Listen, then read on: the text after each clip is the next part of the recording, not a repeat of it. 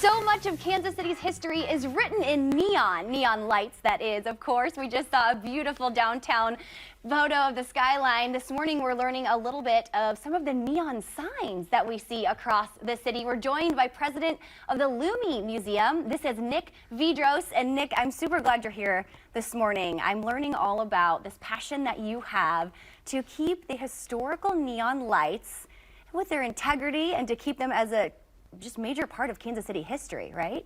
Thanks for having me. I appreciate it. Of course. So share with us about the LUMI Museum and all that you aim to do with this amazing initiative. Well, I started this crazy thing in 2017 with the rescue of the Crick camera sign. Okay, that was the first one. Yeah. All right. It was made in 1946, wow, which is pretty incredible. And I promised to do something for the community with it when I rescued it. So Dana Crick donated it to me, gave it to me, and I had really nothing at that time. And then I said, well, I need one more. And on Craigslist, I saw the Savoy Hotel one for sale. Oh, wow. And I said, wow, $1,200, that's crazy, but it's leaving town. Okay. So I ran over and bought it. Okay. And I bought it and I took it home, and my wife goes, so what are we doing now? What's going on with these signs? And we're getting a look at some of the most iconic ones that Kansas Cityans would recognize. And through preserving these and restoring these signs, tell us about this museum that you're aiming to create. I know you have a large group of volunteers with you. Yeah, we have a great board of very successful business people, and we're going to be located down at Penway Point, where the Ferris wheel is. Exactly. Okay, we'll be about 150 yards from it, and we're building a neon alley. Oh, and it's going to be an outdoor walking alley. You can't drive through it, but you can walk through it. Okay. And it'll be virtually like a time warp.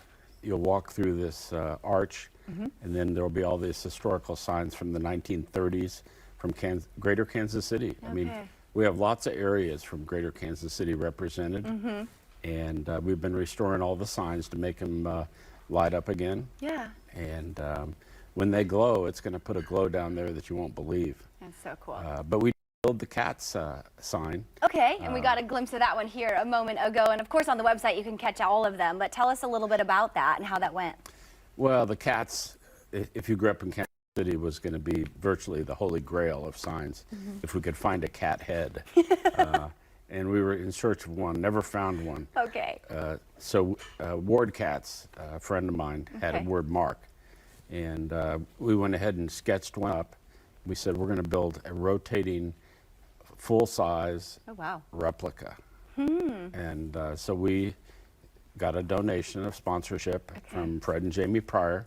They sponsored the cat sign, and the head's going to rotate twice a minute. It's going to be fabulous. It's going to be moving, which I love that. But it'll be 20 feet off the ground. Okay. And it'll be enormous. Yeah. Sounds so cool. I know when I think of like downtown Kansas City, or even the plaza, some of the lights that come to my mind are going to be Town Topic, Winstead's. Yep. Those are just like iconic visuals when I think of Kansas City. So our Town Topic one is originally from Crown Center, and they tore it down when they built Crown Center. So you can see how old these are. Yeah, yeah. And speaking of that, and you're talking about restoring, how can we help? How can the community help? You're so energized to do this. How can the community help? Here's how they can help. Nobody on our board is paid a penny. 98% of donations go toward restorations. They can go to our website, thelumineonmuseum.org. We're a .org. And LUMI is spelled L-U-M-I.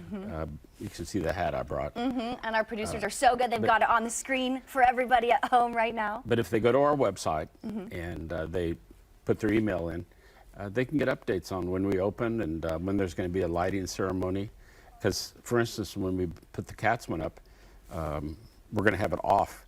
And we're going to invite all of Kansas City to come down and see it when we turn it on, so everybody can go crazy. That will be very cool. And if I know Kansas Cityans, they will show up and be so excited for that. But it's a community endeavor.